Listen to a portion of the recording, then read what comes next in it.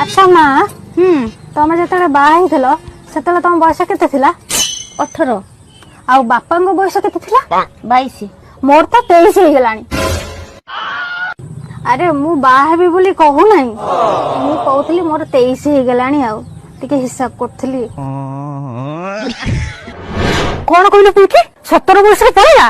अरे तू जानिनु बापा मां को भूल पाई एसब हुए। अच्छा जदि झियो को 23 वर्ष पर्यंत बसई रखिबे ताले झियो पळेबन ता कोन करिवो?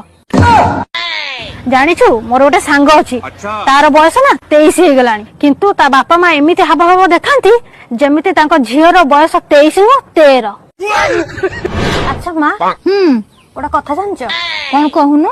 अरे मु जो झियो को पाठ पढौथली तार ना बाघर हो जाइछि। एटा तो भलो कथा। स्टूडेंट ता बाहे गेला आ एठी टीचर ता बसी ना माने कहू जे तार बयसटा बहुत कम थिला, मात्र 20 बाहे जाइछि आ मोर बयस 23 हेलानी।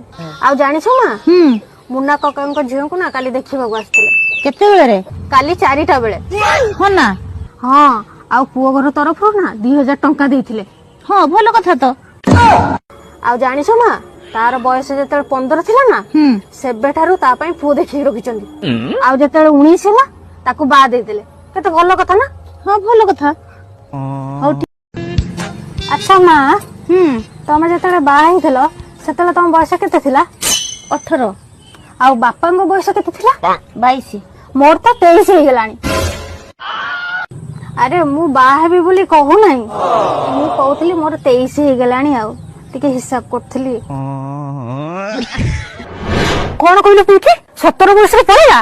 अरे तू जानिनु बापा मां को भूल पाई एसब हुए। अच्छा जदि झियो को 23 वर्ष पर्यंत बसई रखिबे ताले झियो पळेबन ता कोन करिवो?